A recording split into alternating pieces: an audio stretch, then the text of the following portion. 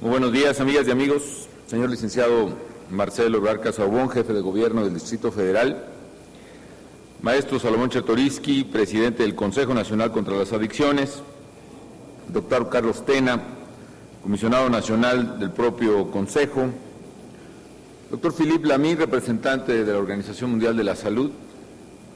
Señor Antonio Luigi, representante de la Oficina Regional para México y Centroamérica de las Naciones Unidas contra la Droga y el Delito. Señor Thomas Wissing, director de la Oficina para México y Cuba de la Organización Internacional del Trabajo. Muy estimadas, muy estimados integrantes e invitados permanentes y representantes de organismos sociales que integran este Consejo Nacional contra las Adicciones, muy distinguidos legisladores que nos acompañan, señoras y señores secretarios de Salud y Seguridad estatales, señoras y señores directores y presidentes de organismos y fundaciones dedicados a la prevención y atención de las adicciones, distinguidos invitados especiales, señoras y señores. Es muy satisfactorio para mí el estar reunido con ustedes en este Consejo Nacional contra las Adicciones. Sin duda, se trata de un problema de salud pública, como claramente lo comparte mi gobierno y como se ha dicho en esta sesión, y debe ser entendido y atendido como tal, como un problema de salud pública. Las adicciones son un desafío, por lo mismo, que debe unir y comprometer a todos los sectores de la sociedad y desde luego a todos los gobiernos para contribuir a superarlo. Yo quiero reconocer hoy el trabajo que realiza este Consejo Nacional, así como el de las dependencias responsables de los gobiernos estatales y del gobierno federal. Pero sobre todo quiero reconocer la noble labor que realizan las organizaciones de la sociedad civil para enfrentar este flagelo. Sabemos que las adicciones no son desde luego un problema que se circunscriba a nuestro querido México.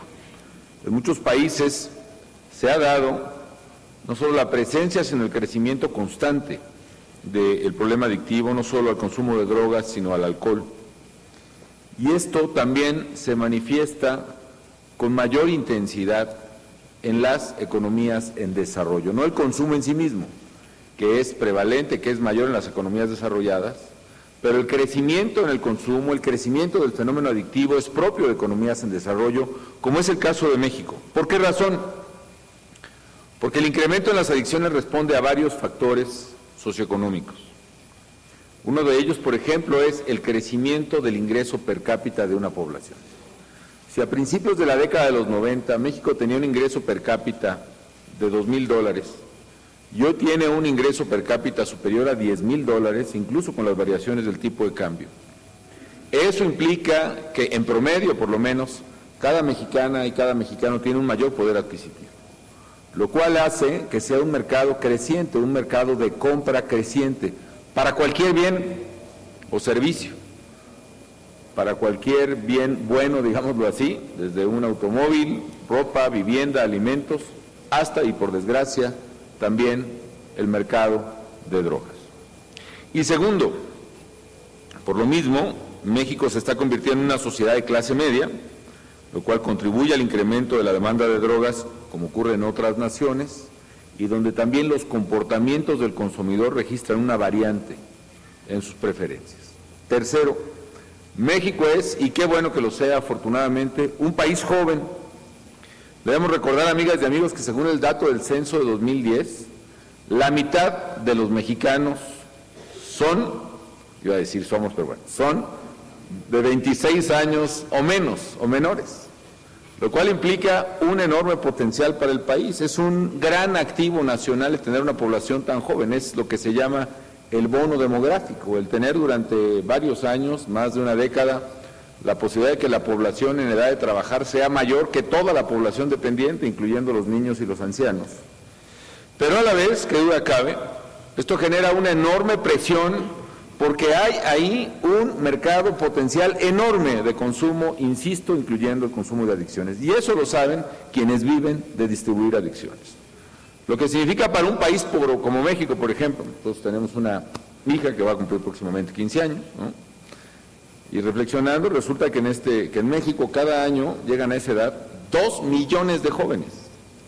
2 millones de jóvenes por año que se incorporan, digamos, a este mercado potencial. Desde luego todos los padres quisiéramos que estuvieran siempre lejos de las drogas y luchamos por ello, pero evidentemente es una enorme presión social que constituye una variable que juega en este fenómeno adictivo. Debemos entender, pues, insisto, que las adicciones son un problema de salud pública y debe ser abordado así. De hecho, por ello, en mi gobierno presentamos una iniciativa de ley que permitió modificar, por ejemplo, o precisar con toda claridad lo que se entiende por dosis de consumo personal y, segundo, dar un tratamiento como un problema de salud y no como un problema de criminal a el consumo personal. El hecho de que no se penalice el consumo personal en México, y desde hace muchísimo tiempo, por cierto, responde a este criterio. Todavía se insiste mucho en poner como una recomendación para el país eso de que no penalizar el consumo personal, cuando en México, pues hace años, eso no se penaliza. Sin embargo, este problema de salud se da en un contexto en México y por lo mismo mucho más amplio, mucho más delicado, que tiene una vinculación con el fenómeno de la criminalidad y con el fenómeno de la violencia, y que me voy a permitir tratar de explicar en este momento. En efecto, este crecimiento en el número de consumidores potenciales y en la capacidad adquisitiva de esos consumidores, que es el fenómeno de crecimiento de ingreso per cápita y de población juvenil en México, propicia, entre otras cosas, cambios dramáticos en el modus operandi de las organizaciones criminales vinculadas al negocio de las drogas. Tradicionalmente en México, las organizaciones criminales vinculadas al negocio de las drogas eran, permítanme usar una expresión económica, eran simplemente exportadoras. Es decir, literalmente eran narcotraficantes, quiere esto decir, traficantes de narcótico a Estados Unidos. Por lo mismo, su comportamiento tenía una incidencia baja en el fenómeno social en México. La tenía, pero mucho más baja de la que tiene ahora.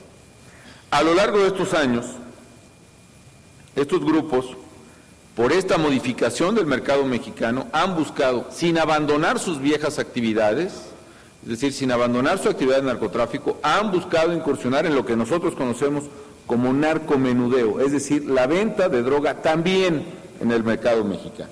Hay quien dice que hay que agregar otro factor al hecho de que se dice que los traficantes colombianos comenzaron a pagar los costos de transporte no solo en efectivo, sino también en especie, y que eso también obligó o promovió entre los traficantes mexicanos la distribución local para poder realizar en efectivo sus rentas. Cualquiera que sea el hecho, es que este fenómeno comenzó a darse, y cada vez más crecientemente en México, en la década de los 90 y particularmente al principio de este siglo. La encuesta nacional de adicciones, por cierto, y precisamente este Consejo está por concluir los trabajos, o está realizando ahora la encuesta de adicciones para este 2012, que decidimos anticipar a lo que se había previsto, reveló, por ejemplo, que en el año 2002 se registró una prevalencia de consumo de drogas del 0.4%, realmente bajo y casi insignificante. Pero el año 2008, esta prevalencia había crecido al 1.4%, es decir, se había casi triplicado. Desde una base muy baja, lo admitimos, y que sigue siendo baja para el tamaño de la población, pero pasar de 0.4 a 1.4 implica por lo menos hablar de por lo menos 1 millón de consumidores más, lo cual cambia radicalmente esta dinámica y nos hace un reflejo de lo que pasó precisamente en estos años.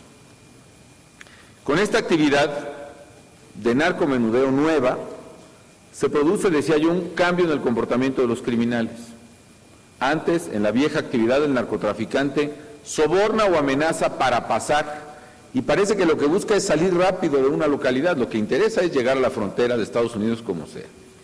Para el narcomenudeo, sin embargo, el criminal lo que busca es sobornar o presionar para quedarse y distribuir, porque el eje estratégico de su negocio, como el de cualquier distribuidor de refrescos de cola, de papas fritas o de lo que sea, su negocio es controlar las tiendas, distribuir todos los días.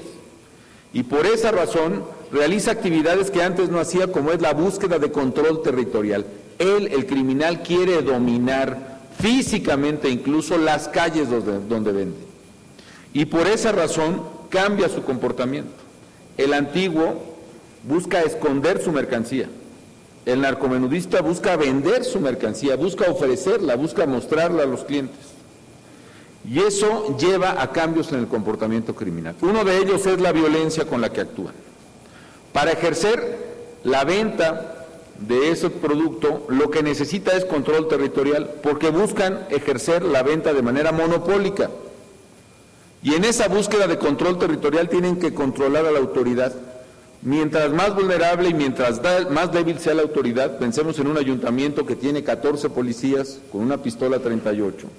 La autoridad es notablemente vulnerable y es sometida de inmediato por la coacción, por la presión física, la amenaza o por el soborno, lo que se llama la ley de plata o de plomo. Mientras más fuertes sean las instituciones, mientras más grandes sean las sociedades, mientras más sólidas sean esas culturas, menos vulnerable es precisamente la autoridad. Ahora bien, no solo buscan control territorial para vender, sino también para alejar a sus competidores. Eso explica, por ejemplo, no solo la violencia que se da en la lucha de un grupo criminal contra otro, y podemos enumerar ya una gran variedad. En el noreste es Zetas contra el Golfo, en el occidente es los Chapos o el Cártel del Pacífico contra los Arellano Félix. En esta región, entre Michoacán, Estado de México, Distrito Federal, familia contra Zetas primero y luego los llamados templarios contra familia y Zetas que se han aliado, y todo eso constituye un mapa, va constituyendo mapas de la violencia. Incluso la violencia se presenta sobre todo en zonas de distribución que tienen altos mercados competitivos, como pueden ser las zonas de alto consumo de drogas, como es el caso de la zona metropolitana de Monterrey por su poder adquisitivo, las zonas de alta migración y migración juvenil con alto poder adquisitivo, como es toda la frontera, Juárez, Tijuana, Reynosa, Matamoros, las zonas de consumo por ser zonas naturales de esparcimiento, como es Cuernavaca y su zona metropolitana, o Acapulco y su zona metropolitana, o Veracruz, en fin. Esto explica pues la violencia. Comenzaron a expandirse, comenzaron a corromper a las autoridades, a lograr y buscar el control y dominio de más zonas que buscaban. También cambiaron su vínculo con la sociedad. Piensen en números. ¿Cuánta gente se necesitará para transportar una tonelada de cocaína del puerto de Mazatlán o del puerto de Manzanillo hacia la frontera de Estados Unidos? Pues se requiere básicamente 1 o 2 tripulantes, equipos que vigilen, y sí una logística de vigilancia y de soborno, ¿no? Pensemos en cuántas personas, ¿quieren pensar en decenas de personas? ¿Quieren pensar en cientos de personas? Bueno, pensemos ahora cuánta gente se necesita para distribuir esa misma tonelada de cocaína en bolsas de 1 gramo. Es decir, se necesita distribuir 1 millón de bolsitas. Si la cocaína es pura y si la cocaína es cortada, que es lo que hace siempre, necesitamos distribuir casi 2,5 millones de bolsas. Eso implica una red de reclutamiento precisamente en esos jóvenes enorme. 1 por cuadra o por manzana o por colonia, por esquina, que a su vez recluta gente que corta, gente que embolsa, gente que distribuye, gente que ve en la motocicleta, gente que regresa, gente que avisa, gente que da el pitazo, gente que controla. Y eso lleva a estructuras de miles y miles de reclutas, que es precisamente donde se conecta el problema de salud, que es el consumo, con el problema de violencia, que es el crimen, y particularmente el crimen vinculado a estas estructuras. Al conectarse implica bandas criminales donde utilizan a los jóvenes, lo mismo para distribuir y vender, como para hacerlos parte de esta masa armada, el sicariato, digamos, donde vemos cada vez jóvenes de menor edad caer en esos enfrentamientos, que además, con objeto de intimidar a las bandas y alejarlas de un territorio, llevan a una violencia brutal, irracional, estúpida, como es la que contemplamos en diversos puntos del país. Hasta aquí pues este tema que me interesa mucho que podamos entender qué fue lo que pasó en México y qué es lo que precipitó esta vinculación. Hay además un afán para que los muchachos sean consumidores de droga, y por eso se empeñan en ir a colocar la droga afuera de las escuelas. Por eso están cerca de las secundarias, cerca de las prepas, se meten en ellas, se conectan con la tiendita de la escuela, la venden en la esquina, la tiene el que vende fruta fuera de las escuelas, porque es un mercado potencial. Y esa adicción que provoca en los muchachos es una adicción de por vida, es decir, cada adicto que logran es un cliente para toda la vida. Por eso, como bien ha dicho Margarita, es una esclavitud, es la esclavitud del siglo XXI. Entonces no podemos perder de vista este problema de manera integral. Y ahora, ¿qué es lo que hay que hacer para enfrentar este problema? También hay que enfrentarlo de manera integral, no solo desde el frente policíaco, como bien se ha dicho, sino y sobre todo desde el frente social, y que es precisamente lo que hace este Consejo Nacional contra las Adicciones. Como he dicho, la estrategia que llevamos a cabo tiene básicamente, entre muchos puntos a desarrollar, tres componentes fundamentales. Primero, combatir y someter a los criminales. Ante el clamor del... me faltaba agregar otro fenómeno criminal. A la hora que un grupo controla un territorio, es decir, hablando en plata, controla un pueblo, controla una ciudad y controla a la policía y a la autoridad de esa ciudad, viene un proceso de debilidad estructural de la policía, que la hace incapaz de atender cualquier crimen, porque ya los policías no salen a atender el crimen. Y entonces ya no es un problema de crimen organizado y ametralladoras y violencia, es un problema del robo, del que asalta la tienda, del que le roba el celular a los muchachos que van a la prepa, del que se sube al micro y asalta. Y entonces esa incapacidad institucional de hacer frente al crimen se extiende a toda la sociedad. Y es cuando la sociedad más sufre el fenómeno. ¿Por qué razón?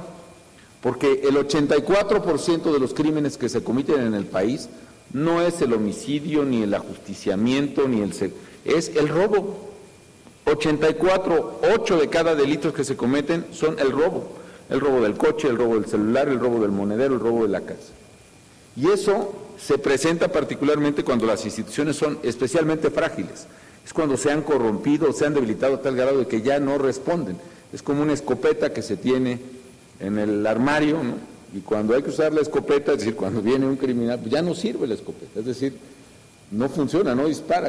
Las policías cuando se carcomen así, a la hora que se les necesita, simple y sencillamente no funcionan para el ciudadano.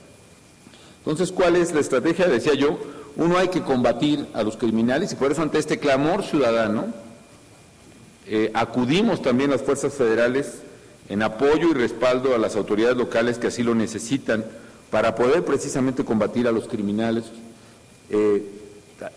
infringiéndoles una debilidad severa a través de decomisos. Estamos haciendo la contabilidad, por ejemplo, de cuántas aeronaves han sido decomisadas en estos 5 años, creo que vamos arriba ya de 600 aeronaves, por ejemplo. Armas, dinero, grandes líderes regionales, como el que fue capturado el día de ayer, en fin, que disminuyen la capacidad de operación de los criminales. Y hay otra cosa, también ayudan a mejorar en algunas zonas la problemática del delito común. ¿Por qué razón? Porque se da otro fenómeno. Una vez que tienen controlado otra vez un territorio, se dedican además a otras actividades criminales. Es decir, por la regla de lo que los economistas llaman las economías de alcance. Una vez que realizas una actividad económica y puedes realizar una actividad económica adicional que te dé una renta económica adicional sin costo adicional, la vas a realizar. Es decir, si tú tienes un ingenio, produces azúcar, pero además puedes vender o utilizar el bagazo para producir energía y no te cuesta más, te ahorra, lo vas a hacer, ¿no? En fin, hay muchos ejemplos de economías de alcance aquí. Si ya tienes el control de una ciudad, estás cobrándole cuotas a los ladrones de autopartes de la zona porque tú eres el jefe, le estás cobrando cuota a otro criminal que vende gasolina robada, no te cuesta nada cobrarle cuota al que vende gasolina legítima, al que vende. Si le cobras a un table de mala muerte en un centro comercial, no te cuesta nada cobrarle también al restaurante prestigiado que está en el mismo centro comercial. Y por estas economías de alcance, estos grupos empiezan a extorsionar, a secuestrar, a cobrar derecho de piso y, en fin, a hacer un infierno de las sociedades donde llegan a dominar.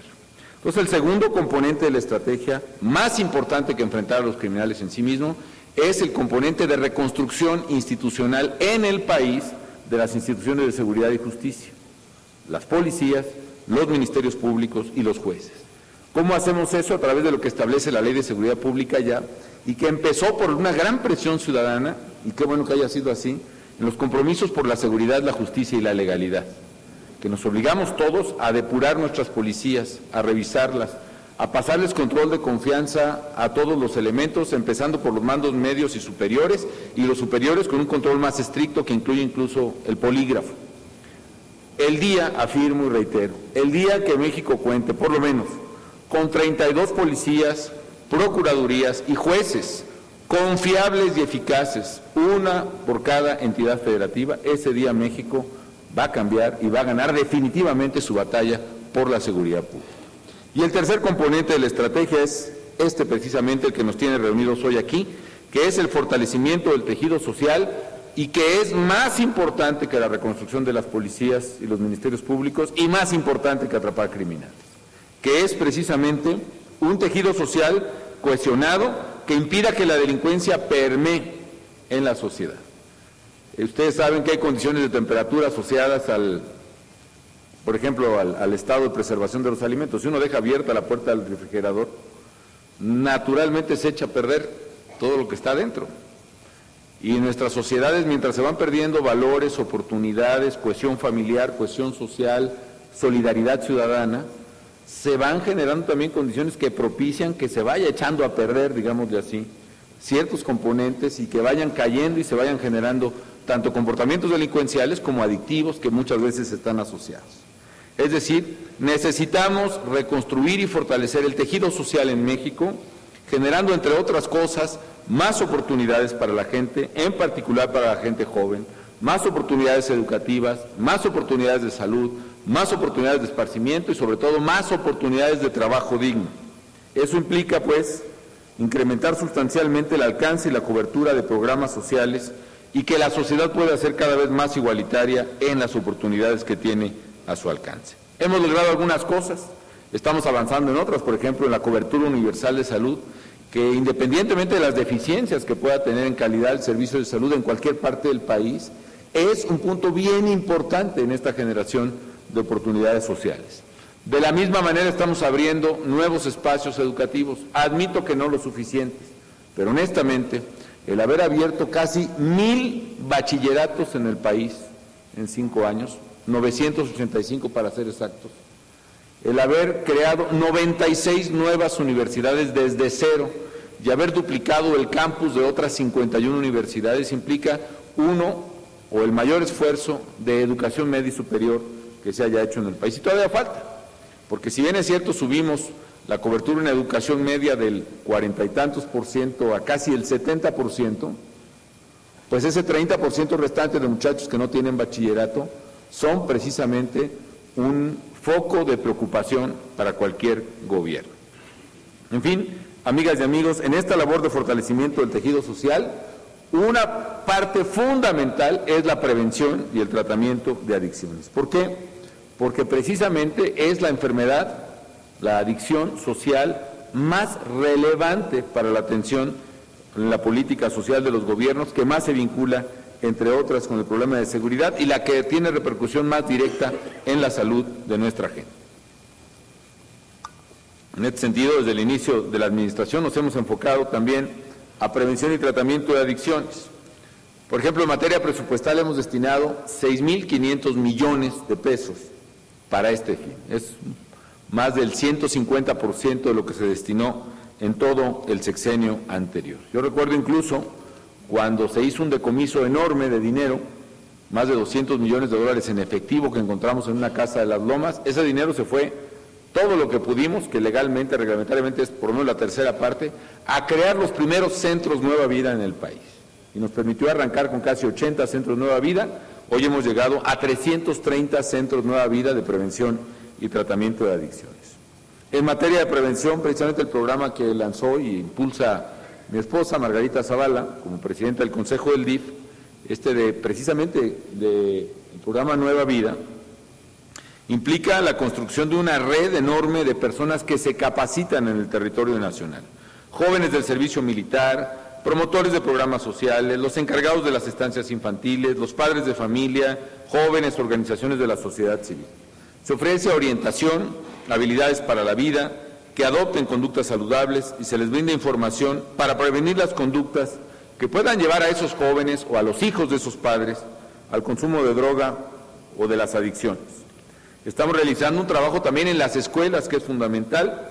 Hoy ya se ofrecen contenidos preventivos en los libros de texto y se realizan actividades educativas en las primarias y secundarias, particularmente en el programa Escuela Segura, que es un programa donde estamos integrando en consejos a los papás, a los maestros, a algunos líderes de la comunidad, a algunos líderes de los estudiantes cuando es el caso, y entre otras cosas se busca evitar la violencia, el llamado bullying, por ejemplo, la entrada de armas o de drogas a las escuelas y una política muy activa de educación en materia de prevención de adicciones.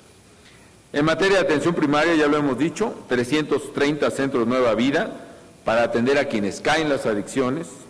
Se brinda orientación a quienes ya están viviendo ese problema y a quien se puede se le canaliza a un centro de tratamiento, quienes necesitan internamiento. Yo creo que necesitamos mucho más, la verdad, pero por lo pronto ya se está realizando ello. Es bien importante lo que acaba de decir el secretario de Salud. El año pasado incorporamos las adicciones, el tratamiento de las adicciones, al Seguro Popular, que no era considerado tradicionalmente este problema como un problema de salud, es decir, no estaba en el cuadro básico, digamos, del Seguro Popular. Ahora ya se atienden las adicciones por lo menos en algunas de sus etapas y tenemos que avanzar más. Por ello hay que ampliar la capacidad de atención, fortalecer la interacción sociedad y gobierno. Una manera es apoyar a los que ya lo hacen, porque hay muchas organizaciones muy generosas de la sociedad civil que tienen tratamiento, políticas de tratamiento con adicciones, sea en drogas o en alcohol, ¿no? Hemos tenido un debate con el anterior secretario y con el actual, bueno, cómo enfocar, por ejemplo, todas estas organizaciones de alcohólicos anónimos, que son muchas y muy diversas, tienen métodos muy distintos, ¿no? Entonces, ¿cómo apoyar y a quién realmente no se debe apoyar? También se dan muchas cosas que no son confiables, por lo menos. Hay muchos casos que son, bueno, que realmente incluso pueden ser nocivos en una política de salud. Todo lo que se está haciendo es, primero, destinar más apoyo. Teníamos un presupuesto de 40 millones para apoyar estas organizaciones, ahora lo hemos cuadruplicado, va a 160 millones este año. Y algo muy importante, he instruido a la Secretaría y al Consejo para que agilicen la revisión y actualización de los requisitos de operación de esos centros. Es decir, vamos estableciendo parámetros homologados para saber cuáles son los centros u organizaciones de la sociedad civil que sí funcionan y que son técnicamente correctos y desde luego a esos entonces poderlos apoyar de mejor manera. Hay otras organizaciones no solo muy buenas, sino que nos han apoyado y yo reitero mi agradecimiento a las distintas organizaciones que lo han hecho, a Montefénix, por ejemplo, y a otras, a la Fundación Slim, a Oceánica y a otras más, me falta una por ahí, pero ahorita me la dicen, y a todas ellas pues quiero agradecer lo que están haciendo. En fin, finalmente pues quiero decirles, amigas y amigos, también celebro el compromiso de CONAGO, porque los gobernadores también han asumido ya explícitamente este compromiso para incrementar los esfuerzos en este tema. Finalmente, y perdón que me haya extendido, quiero concluir felicitando al Centro Nacional para la Prevención y el Control de Adicciones, a este Consejo Nacional, el doctor Carlos Tena, que ha impulsado con mucho entusiasmo este proyecto vital para el gobierno federal, por lo que ha hecho, y exhortarlos a seguir trabajando con mucho mayor denuedo porque hace falta muchísimo más. Y también llamando a la población a recordar que es fundamental que el esfuerzo contra las adicciones comience en los propios hogares. Y aquí a mí me preocupa, por ejemplo, que quizá muchos padres de familia no sabemos o no sabríamos qué hacer si se presentara una potencial situación de adicción en alguno de nuestros hijos. Y creo que somos millones y millones los que podemos estar en ese problema. Por eso quiero hacer un llamado a todos los padres de familia para que nos unamos en esta causa, para que nos acerquemos a nuestras hijas e hijos, para que platiquemos con ellos abiertamente de este tema, del riesgo de las drogas, del riesgo de las adicciones, porque la familia es la primera línea de defensa. Claro, por supuesto, la Fundación Río Arronte, ¿no?, que ha apoyado mucho, también el Centro Biopsicosocial en Investigación y todo lo que desde el Instituto dirige Magdalena Medina Mora, que es fundamental, ¿no? Por cierto, una cosa que vimos el día que lo visitamos, estamos desarrollando en México, yo creo que de vanguardia, una vacuna contra la adicción a la cocaína, ¿no? Y por lo pronto lo que yo vi, doy fe, es un experimento que me mostraron ahí, de 2 o 3 ratones, ¿no? Uno que fue, los 2 inoculados con cocaína, pero uno de ellos con la vacuna que se está desarrollando, con el antídoto, ¿no? Y un síntoma que presenta el consumo de cocaína es la aceleración, por ejemplo, del ritmo cardíaco, incluso una aceleración letal. Entonces el ratoncito que se le dio el preventivo pudo controlar la aceleración de su ritmo cardíaco, el otro no, y bueno, pues se murió, ni modo. Pero ese es el experimento. Pero la verdad, asombroso, yo espero que podamos algún día poder salir al mundo con esa vacuna y creo que el avance es realmente notable. Cierro el paréntesis y sigo con mi tema de los papás, que aquí es lo fundamental. Quiero invitarlos a todos, a los científicos, a las universidades, a los gobiernos desde luego, a los padres de familia, perdón, a los medios de comunicación, a los gobiernos, para que todos nos propongamos que en el mediano plazo en México, todo papá o toda mamá, todo padre o madre de familia, sepamos qué hacer, sepamos cómo detectar primero y sepamos qué hacer, cómo proceder en el caso de que alguna de nuestras hijas o nuestros hijos pueda tener un problema de adicciones. Necesitamos educarnos y formarnos, y sea a través de este proyecto Nueva Vida, sea a través de los medios, sea a través de la publicidad, de programas especializados, de seminarios, de todo, nos enseñemos los papás y las mamás mexicanos a tratar este problema con nuestros hijos. Creo que es la mayor contribución que podremos hacer para derrotar el flagelo de las adicciones en nuestro país, que sigue creciendo, y aunque no se vea directamente así, también incluso para desde la sociedad superar el problema que tenemos de criminalidad, que en buena parte, como he dicho, está asociada también a este problema. Pues muchísimas gracias por su atención.